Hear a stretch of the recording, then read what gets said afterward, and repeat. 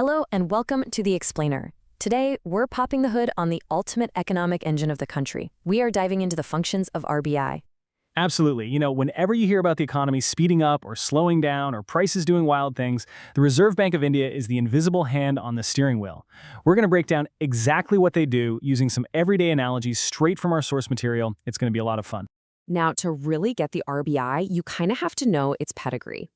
That official seal right there, it represents the absolute apex of the banking system. For sure. Its prestigious history actually kicks off with the recommendations of the Hilton-Young Commission.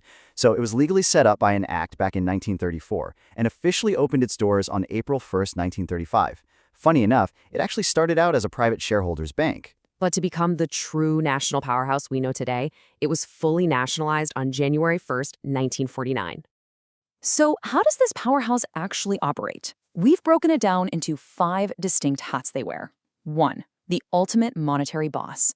2. The government's manager. 3. The bank for other banks. 4. A giant financial shield. And 5. Growing the network. Let's just jump right in. Starting with Section 1, the ultimate monetary boss. Simply put, they have a near total monopoly on printing the actual cash in your wallet. Well, with one tiny exception. The RBI issues literally everything except the 1 rupee note and coins. But for all the major paper cash floating around, they are the sole printer. And the math behind that printing power is super fascinating. You can't just print money out of thin air. Right, you absolutely cannot. Enter the Minimum Reserve System of 1957. To issue currency, the RBI is required by law to maintain a massive minimum reserve of 200 crore rupees. And get this, out of that 200 crores, at least 115 crores must be held physically in gold. The remaining 85 crores, that's held in foreign currency and government securities. So that gold reserve is the literal heavy metal backing up the paper. Moving right along to Section 2, the government's manager. Think of them as the VIP personal financial manager for the biggest client in the entire country. Just like you or I use a local bank account, the government uses the RBI. It handles the government's entire massive cash flow. It accepts money on their behalf, makes payments for them, and transacts their daily business. And on top of all that daily accounting, it manages the public debt. Plus, maybe most importantly, it sits at the table to advise the government on all sorts of complex national economic issues. It is the ultimate financial co-pilot for both the central and state governments. Which brings us to our third hat, Section 3, the bank for other banks, sometimes called the lender of last resort. Exactly. When commercial banks need a safe place to stash reserves or need an emergency loan, they don't go to another regular bank. They go to the RBI. To really ground this idea, Professor W.A. Shaw hit the nail on the head when he defined a central bank simply as a bank which controls credit.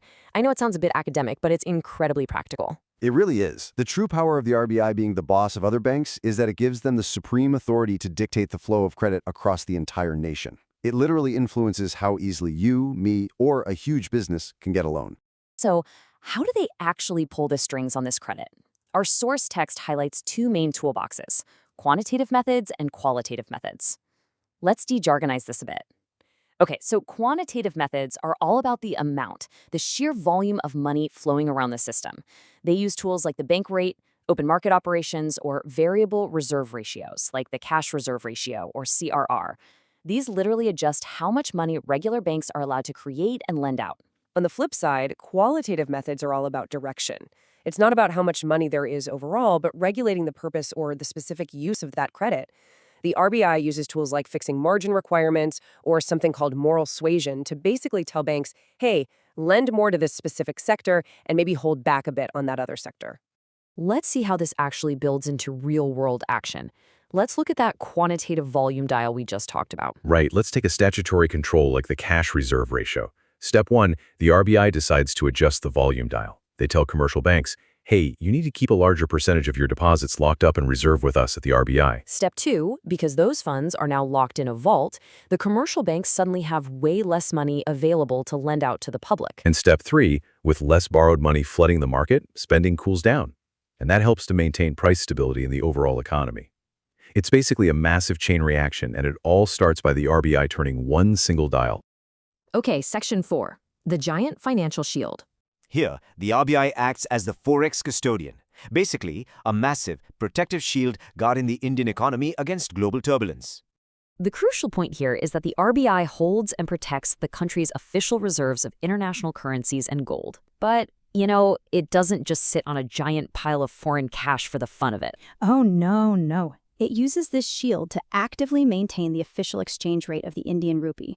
By strategically buying and selling currencies of the members of the International Monetary Fund, or IMF, the RBI ensures that the rupee's value stays perfectly stable on the chaotic global stage. And finally, Section 5, growing the network. Because the central bank doesn't just care about the top tier of finance, it actively nurtures grassroots growth. The RBI is constantly pushing to extend vital banking services out to semi-urban and rural areas.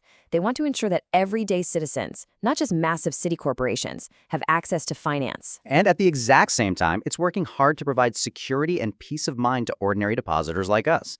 Furthermore, it takes a really active hand in developing specialized institutions designed specifically for agricultural credit and supporting industrial finance. They are literally building the infrastructure for farmers and factories to thrive. So as we wrap up this explainer, we want to leave you with a thought that brings all of this massive, top-level institutional power right down to a personal level. Think about it. If the RBI issues the currency, manages the government's cash, controls the lending power of your local neighborhood bank, and shields the entire economy, how is that monetary boss directly shaping the purchasing power of the cash sitting in your wallet right now? It's kind of an incredible realization, isn't it? Every loan you take, every price you pay at the store, and every single rupee you save is influenced by the dials being turned at the Reserve Bank of India.